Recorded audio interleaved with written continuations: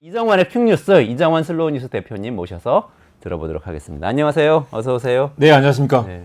아유, 아침에 새벽마다 신문 보시잖아요. 근데 저도 오늘 네. 아침에 신문 한 개를 보고 왔는데 네. 김건희 여사 뉴스가 뭐 아주 그 주요하게 모든 다뤄지고 신문에 있어요. 지금 이제 특히 이제 명절 연휴를 앞두고 네. 김건희가 최대 지금 쟁점과 이슈로 떠오르고 있고요. 의대 정원 논란과 함께 김건희가 아무튼 추석 민심에 굉장히 중요한 변수가 될 것으로 보입니다. 재미있는 게 이제 이 대통령실에 V1과 V2가 있다 그런 말을 했잖아요. 네네네. 근데 얼마 전부터는 그러면 V1이 누구냐? 아, 누군지 모르겠다. VIP1이 원래는 대통령이고 VIP2가 영부인인데 네. 뭐 이게 누가 V1인지 모르겠다는 말이 나오고요. 자칫 이대로 가면 정권을 잃고 아내를 지켰다라는 말이 나오는 거 아니냐라는 말이 나올 정도로 아직 정권 지금 집권 절반도 지나지 않았거든요. 11월이 되면 절반이 됩니다. 근데 벌써부터 지금 이제 심각한 징후들이 나타나고 있다. 오늘 아침 신문에 재미있는 그 칼럼이 몇 가지 있는데요. 그리고 다 김건희 여사 관련입니다. 네. 조선일보에 윤 대통령을 위해서 김건희 여사만 할 수 있는 일이라는 제목의 칼럼이 실렸는데요. 뭐냐면 이준석 전 국민의힘 당대표, 지금 개혁신당 의원이죠. 이준석과 윤석열의 사이가 틀어진 결정적인 계기가 김건희였다라는 의혹이고요. 윤석열 대통령이 다른 건 몰라도 부인에게 잘못한 사람을 절대 용서하지 않는다라는 말이 돈다고 합니다. 그래서 이제 이준석과 틀어진 것도 김건희 여사 때문이고 한동훈 대표와 틀어진 것도 김건희 때문이다라는 거고, 이 문제를 해결하기 위해서는 김건희 여사만 할 수 있는 일이 뭐냐면 두 사람의 화해를 할 수 있도록 김건희 여사가 나서서 풀어줘야 된다라는 이야기고요. 어제는 또 김대중, 옛날 고문이죠. 지금 칼럼니스트인데 김대중 조선일보 고문이 또 이런 말을 했습니다. 지리멸렬하게 연명해서 역사에 보잘것없는 폐지를 않게 된다. 이대로 가면. 그래서 이런 상황에서 김건희 여사가 할 수 있는 일이 무엇일까? 남편에게 할 수 있는 조언이 무엇일까? 김건희 여사의 생각이 궁금하다라는 굉장히 묘한 칼럼을 썼습니다. 김건희 역할론이 막 생기고 있는 맞습니다. 셈이네요. 어제 오늘 연달아서 조선일보에 이런 게 나오는 거는 지금 이제 김건희 여사가 풀지 않으면 이 정권이 망할 수 있다라는 위기감이 있는 거고요. 그런 얘기도 있었어요.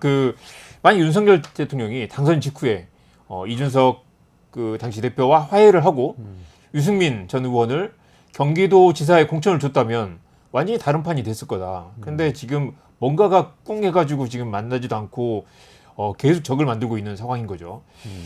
오늘 또 재밌는 게 있었는데 이 며칠 전에 이 매일경제신문에서 해마다 하는 지식포럼이라는 게 있잖아요. 네네네. 이걸 이제 올해는 인천의 영종도에서 행사를 했는데 윤석열 대통령과 한동훈 대표가 같이 참석을 했어요.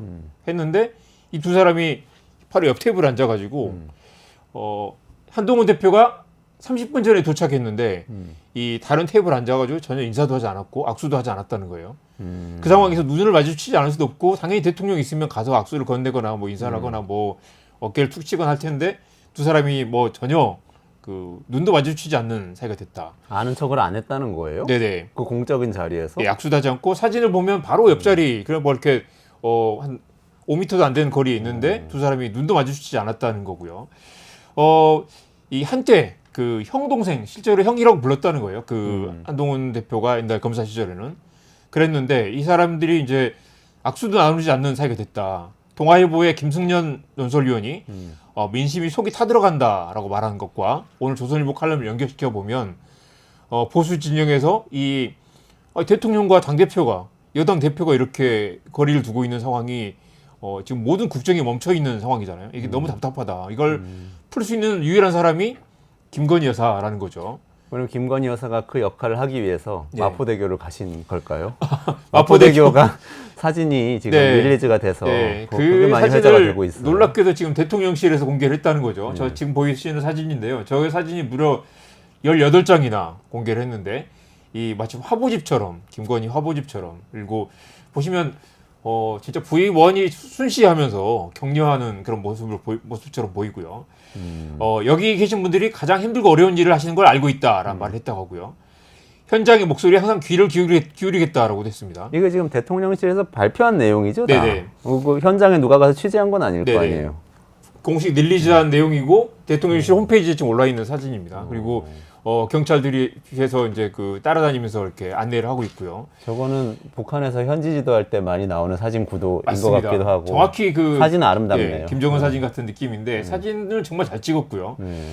현장의 목소리에 귀를 기울이겠다라는 건 대통령 부인이 할 수 있는 말인가라는 생각도 들죠. 그리고 이 여러분들 가장 힘든 일을 하고 알고 있다라는 것도 뭐 격려를 치하하였다라는 느낌의 그런 그 상황입니다. 박지원 민주당 의원이 그런 말을 했습니다.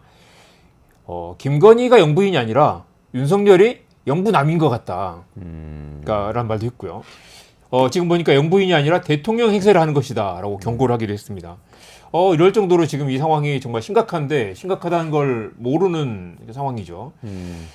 그래서 어제 오늘 여러 신문에서도 이걸 이제 우려하는 목소리가 많은데 마침 또 추석을 앞두고 대통령과 이 김건희 여사가 같이 또 명절 인사 영상을 또 찍었다고 합니다. 이미 찍었는데 그걸 내보내면 안 된다고 다들 지금 경고를 하는 거죠. 설에는 그 영상을 찍지 않았거든요.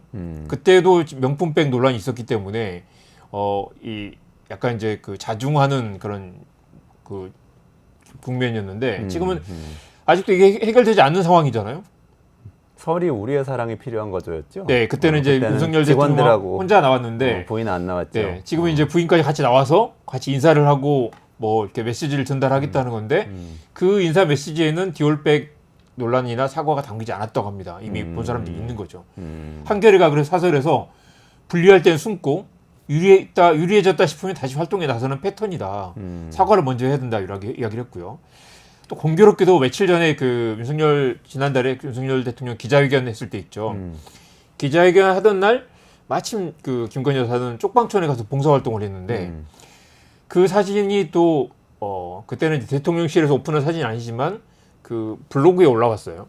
이제 블로그에서 올려놓고 어떤 이제 단체 블로그 올려놓고 그게 유출된 것처럼 대통령실에서 찍은 사진은 아닌데 그 행사 관계자들이 이제 홈페이지에 올린 것처럼 이렇게 슬쩍 노출을 해놓고 그게 알려지니까 다시 이제 대통령실에서 공식 릴리즈를 했는데요.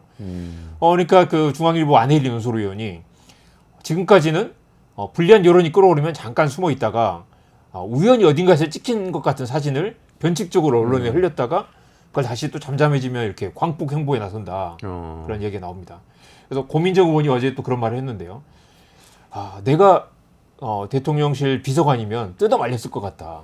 이게 무슨 정부적 판단이냐. 이 영상이 노출되는 순간 김건희 여사에 대한 또 다시 분노와 그 국민들의 실망과 정작 해야 될 메시지를 안 내보내고 이런 아무렇지도 않다는 듯이 이런 그 행동을 하는 걸 이해할 수가 없다라는 말이 나오는 거죠. 지금 조선일보, 중앙일보의 칼럼니스트들이 지면을 통해서 지금 정부적 조언을 하고 있는 셈이네요. 이대로 가면 망한다라고 얘기를 하고 다 있는데 이야기를 대통령은 오로지 그 목소리로 여사를 감싸고 돌면서 또 심지어 대통령실 직원들을 몰고 다니면서 카메라를 대동하고 그러니까요. 그 구도를 보면은 또 나름 굉장히 감각이 있는데 본인이 직접 이렇게 기획한 건 아닌가 그런 생각도 조금 들고요. 콘텐츠 회사 대표셨으니까요. 네. 근데 제가 아까 말씀하신 것 중에 궁금한 게 한동훈 대표하고 김건희 여사의 조금 갈등은 우리가 익히 알고 있잖아요. 총선 때 뭐 사과를 하냐 마냐 이런 문제 가지고 이제 얘기가 있었는데 이준석 대표 얘기는 무슨 얘기예요? 그 내용이 알려진 게 있나요? 양상훈 주필이 썼다는 거잖아요. 네,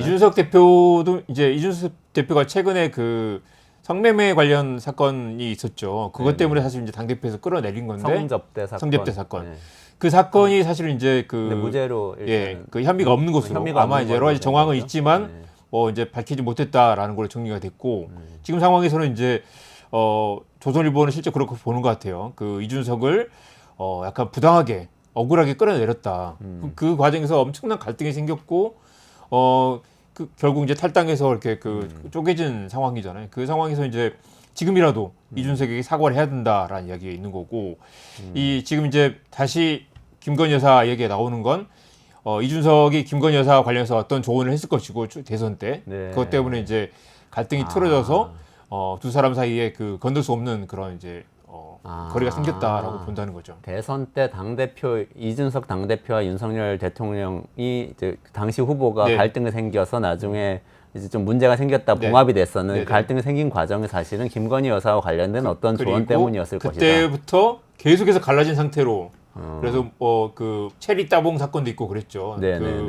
이 분탕질하던 당대표가 없으니까 속이 시원하다라는 메시지를 주고받는 게 들키기도 했는데 대통령이 의원한테 보냈던 메시지였죠. 그렇죠. 그런 사건 일련의 사건들을 볼 때 그래서 지금이라도 양상훈 주필은 두 사람의 과의 관계를 풀어야 된다. 두 사람은 결국 이준석과 한동훈 두 전현직 당대표들과 관계를 풀어야 된다는 것인데 그 풀 수 있는 유일한 사람이 김건희 여사다. 김건희 여사 때문에 이게 풀리지 않고 있기 때문에 이 갈등을 봉합하면 다시 그 힘을 모아가지고 국정이 탄력을 받을 텐데 지금 당대표와 척을 지는 그 대통령이라는 건 사실 그동안에 뭐 전무후무한 일인 거죠.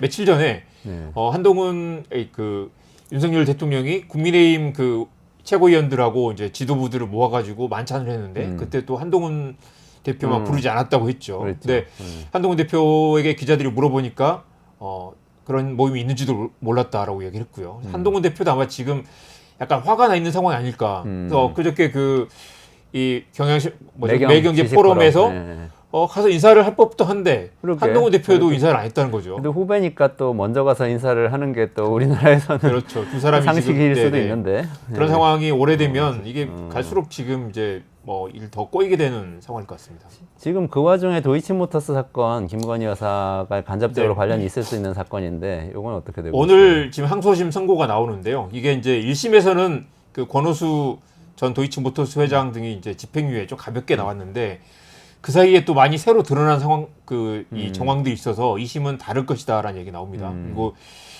지금 이제 또 핵심은 손아무개라는 이제 공범이 있는데 전주가 있는데요. 돈을 댄 사람이죠.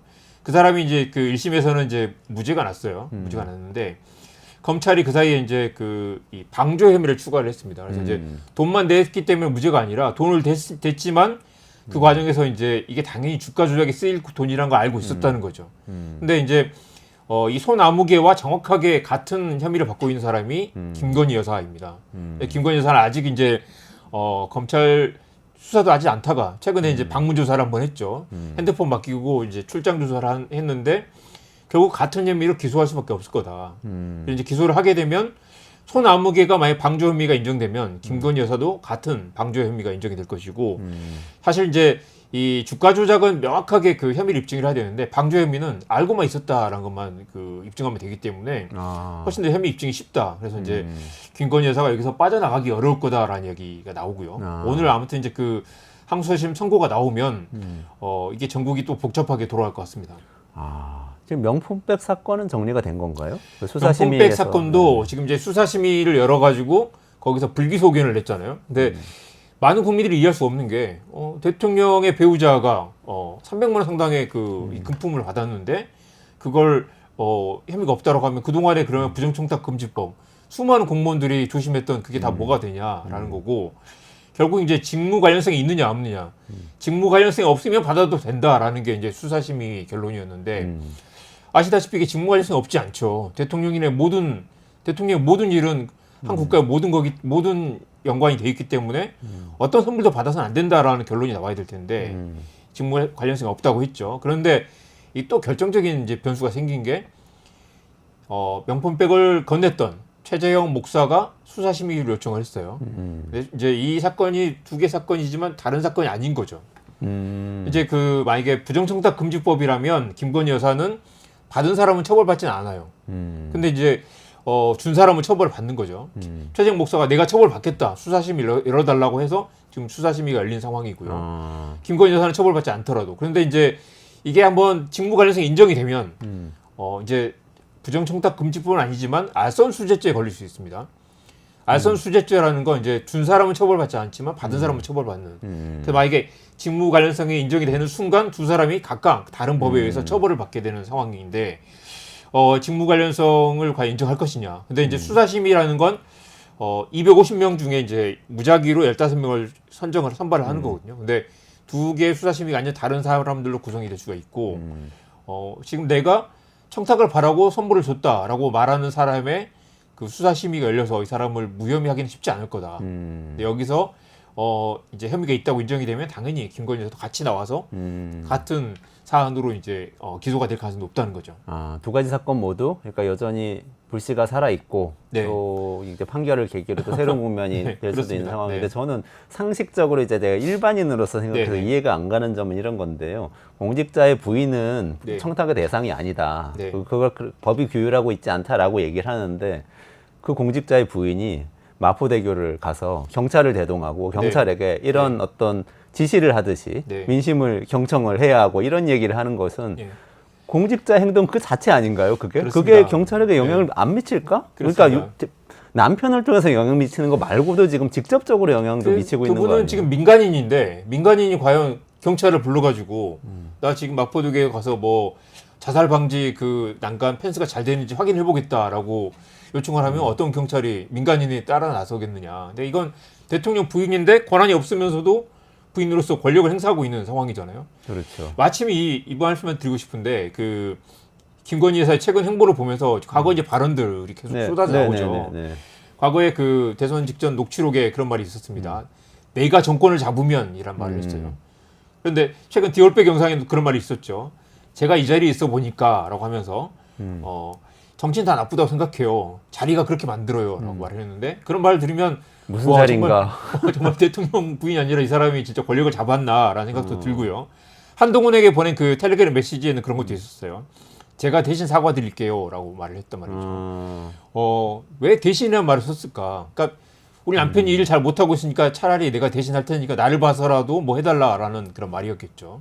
보통은 대통령이 예를 들어서 자녀들이 어떤 뭐 네. 부정부패 의혹이 있거나 그런 문제가 생겼을 그렇죠. 때 네네. 대통령이 나와서 아이들을 대신해서 제가 사과드리겠습니다. 그렇습니다. 이럴 때 멘트 등장하지 않아요? 이거는 대통령이 친 사과를 내가 수습하겠다라고 거꾸로네. 당대표에게 이야기를 하는 그런 상황이라서 이런 것들 이런 상황 일련의 그 워딩을 보면 김건희 여사는 실제로 자기가 그 거의 V1, 2에 준하는 형태의 권력을 갖고 있으며 권력을 행사하고 있고 전에 그 최재형 목사에게도 그렇게 했죠. 내가 남북관계에 나서야겠다라고 잠잠해지면 남북관계에 나서겠다라고도 얘기를 했어요. 나서겠다. 그런데 그 나서겠다고 말한 사람에게 명품백을 주면서 이 남북관계 관련 여러 가지 조언과 청탁을 한 게 지금 이 사건의 본질인 거죠. 그러니까 상식적으로 생각하면 나서겠다고 했을 때 내가 나서서 남편에게 이야기를 하겠다일 것 같은데 그게 아니고 지금 마포대교 사진을 보니까 저는 진짜 나섰고 방문하고 북한을 방문할 수도 있고 뭐 이런 맞습니다. 얘기들인 것 같은 생각이 드는 거예요. 그리고 최재형 목사를 만난 것도 이 사람이 통일운동가이기 때문에 나서겠다라고 말한 것 자체가 이 사람 만나가지고 뭔가 협의를 하는 것 자체가 국정의 일부분인 것처럼 비춰지는 거고 당연히 최재형 목사도 그걸 알고 접근을 했던 거죠. 그런데 명품백을 받은 것은 뇌물이 아니다. 지금 이런 상황이라서 다들 이해는 잘 안 가는 것 같습니다. 어쨌든 여기까지 하고 한번 조금 넘어가 볼까요? 좀 급하게 또 정부에서 의료대란 관련해서 발표를 했잖아요. 그래서 그 발표 내용이 어떤 한덕수 거죠? 총리가 이제 그 브리핑을 하겠다고 며칠 전에 예고를 했는데 그래서 다들 혹시나 기대를 했었죠. 근데 역시 새로운 내용 없었고 간단히 정리하면 이렇습니다. 의료 붕괴 상황 아니다. 의대 증원 타협하지 않겠다라고 말을 했습니다. 그리고 와 이것도 정말 의사분들 보시면 들으면 속이 답답했을 텐데 응급실 건강보험 수가를 3.5배 올려주겠다. 연휴 기간에. 그러니까 연휴 기간에. 보통 이제 이게 단가가 꽤 셉니다. 뭐 거의 100만 원 가까이 되는데 하루에. 근데 그거를 뭐 올리면 뭐 한 350만 원 이상 주겠다는 거잖아요. 하루 일당으로. 그런데 사실 그러면 이게 돈을 적게 줘서 과연 응급실 의사가 부족한 것인가라는 질문을 할 수밖에 없습니다. 이거 돈으로 막으려 한다. 왜냐면 돈을 더 많이 주면 갑자기 의사들이 지금 중단하고 와가지고 응급실을 채울 것이냐. 전혀 그런 상황이 아니거든요. 응급실 의사가 부족한 게 돈을 줘서 아니다라는 응급실 의사들 과연 돈으로 살려고 하느냐라는 이제 굉장히 불쾌한 그런 상황을 만들고 있는 것입니다. 어제 홍희경 기자, 서울신문 기자가 의사들이 떠나고 있는 이유에 대해서 좀 얘기했는데 필수 의료에선 가장 중요한 게 자존심이더라고요. 의사들도 낙수 의사 얘기가 있었잖아요. 많이 정원 늘려놓으면 그 중에 필수과 가는 사람들도 있겠지 뭐라고 한 게 굉장히 자존심 건드려서 오히려 떠나게 만들고 있다고 했는데 이렇게 돈 얘기 자꾸 하는 것도 비슷한 효과를 낳을 수도 있겠네요. 그래서 지금 뭐 낙수 의사란 말도 정말 사실 그 자존심 상하는 말이겠죠. 간단히 팩트 체크를 하고 넘어가면 실제로 이제 이게 그동안 데이터가 없었는데 데이터가 지금 나오고 있는 상황입니다. 올해 2월부터 7월까지 1000명당 그 응급실의 사망률이 6.6명인데 지난해 같은 기간은 5.7명이었습니다.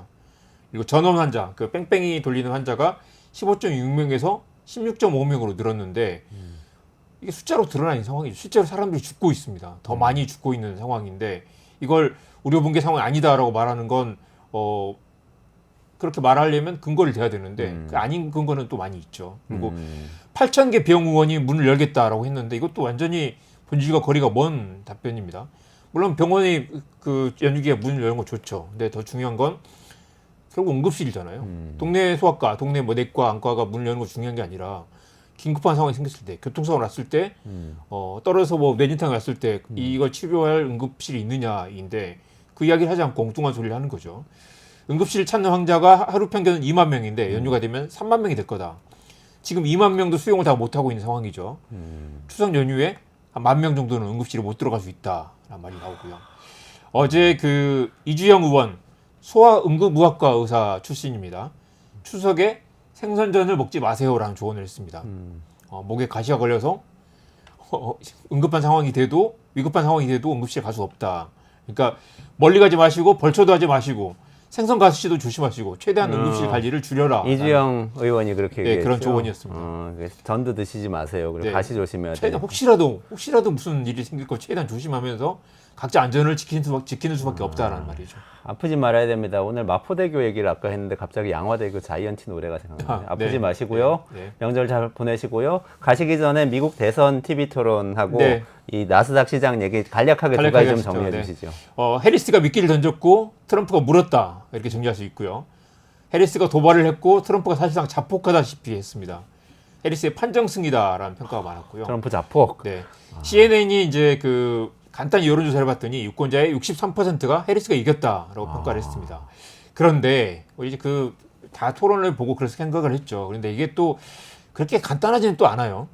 결국 이제 낙태하고 이민이 불법 이민 쟁점이었는데 트럼프는 뭐 낙태를 허용하면 아기가 태어난 다음에 죽이는 경우 있지 않겠느냐라고 말을 했고요. 근데 이제 어제 또 언론의 승리라는 말을 했던 게 ABC 앵커들이 그 자리에서 바로 탁 그 치고 들어가서 그건 아니지 않아요? 그거 아닙니다. 그리고 아이를 태어난 뒤에 죽이면 그건 낙태가 아니라 살인이고 미국의 어느 주에서도 그렇게 하는 주는 없다. 지금 낙태하고 전혀 관계없는 얘기를 하고 계시다라고 정확히 잘랐습니다. 또 한 번 그 앵커들이 이 제지를 한 게 있는데 이민자들이 많아서 오하이오주의 그 스프링필드에 가면 이민자들이 개와 고양이를 잡아먹고 있다라는 그런 황당한 이야기를 했죠. 그랬더니 해리스가 그 자리에서 바로 여러분 보세요. 이렇기 때문에 여러분들이 저를 지지하는 거 아닙니까? 라고 여유 있게 맞받아쳤고요. 그리고 그 앵커들이 그건 팩트가 아닙니다라고 제재를 했습니다. 그랬는데도 사실 이게 또 먹힐 수도 있다는 거죠. 그런 얘기들을. 네, 워낙 이제 낙태는 이제 기독교 관련된 이슈고 불법 이민 이런 이야기를 하더라도 사실은 이제 미국 사람들이 공포를 갖는다라는 거고요.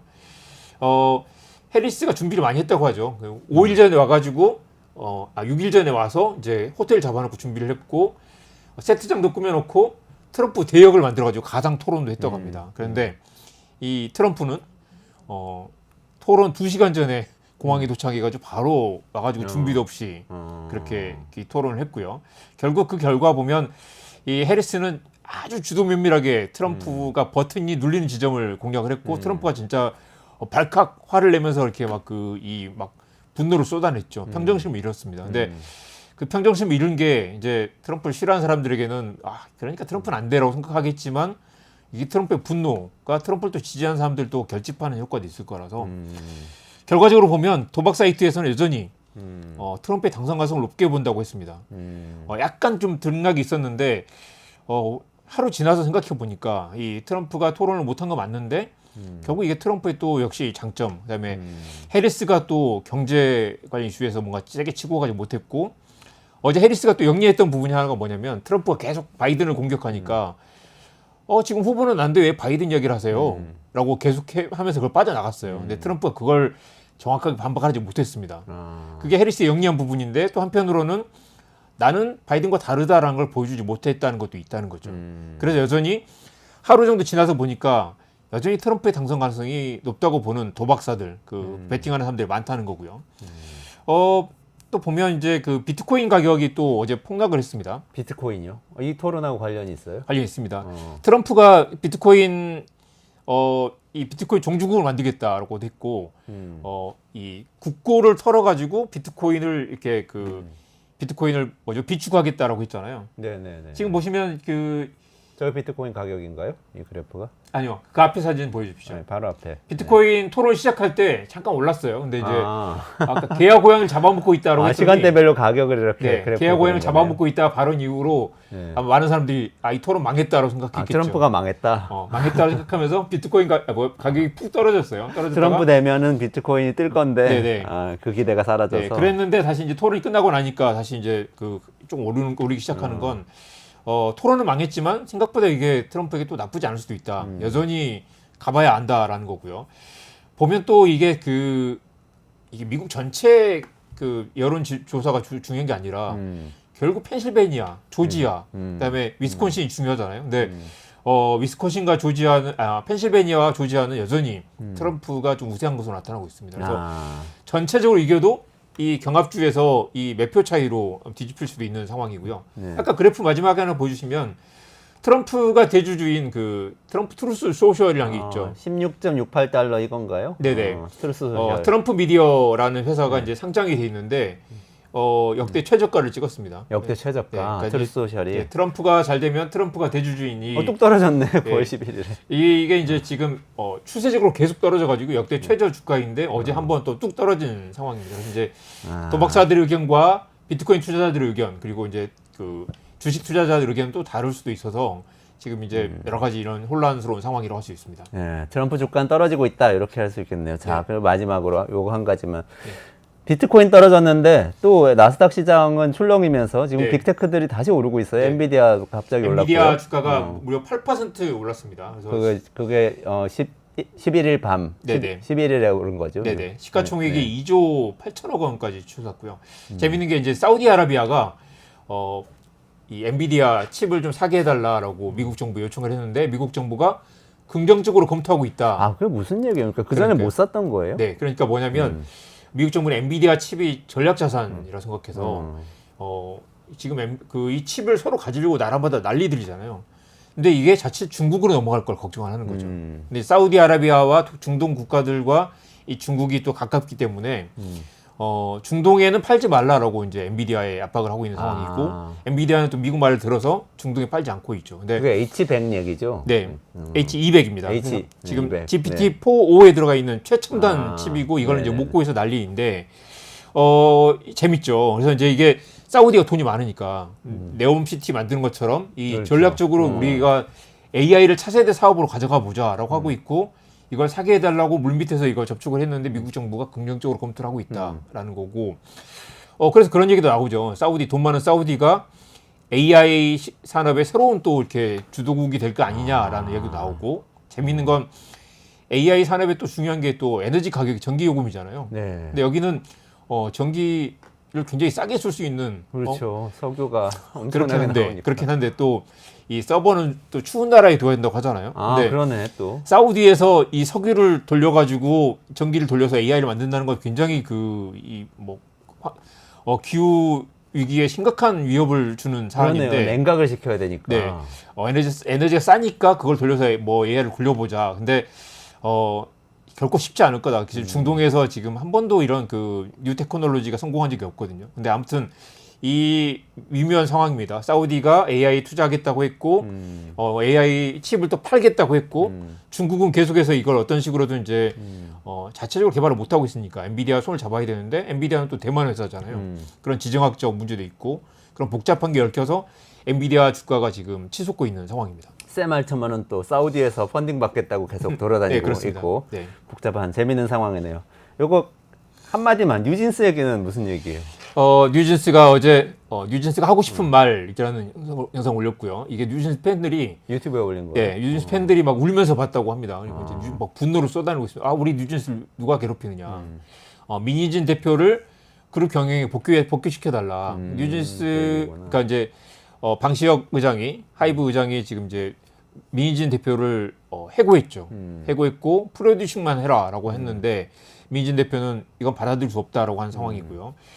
이 영상을 3시간 만에 삭제해버렸습니다. 하이브가. 삭제해버렸고 그래서 이제 그 뉴진스 멤버들이 채널을 만들어가지고 다시 새로 올렸는데 뭐 몇 가지 충격적인 이야기들이 있어요. 왕따설도 있고요. 뉴진스 멤버 한이가 이제 복도에 기다리고 있는데 다른 팀에서 쟤들 무시해라고 했다는 거죠. 근데 이게 이제 뉴진스 팬들 입장에서 볼 때는 너무 자기들이 무시당한 그렇죠. 것처럼. 그리고 이 본질은 지금 이렇게 그런 이야기하죠. 선진 시스템과 군대식 축구의 만남 같다.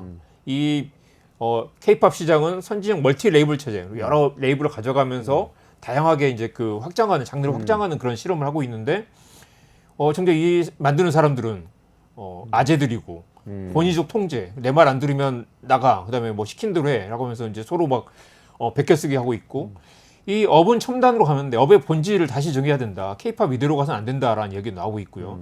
많은 사람들이 지금 뉴진스 멤버들의 편에 서가지고 하이브 이대로는 안 된다. 그래서 만약 25일까지 민진 대표로 복귀시켜달라고 했는데 복귀하지 않으면 뉴진스가 탈퇴하는 사태까지 나올 수도 있습니다. 아, 그렇군요. 여러분 요거 자세한 이야기, 지금 멀티레이블 이야기 알고 싶으시면은 이정환 대표하고 저하고 진행했던 이야기가 있거든요. 그래서 끝내주는 경제 이정환 뉴진스, 끝내주는 경제 이정환 민희진 이렇게 검색하시면 나올 겁니다.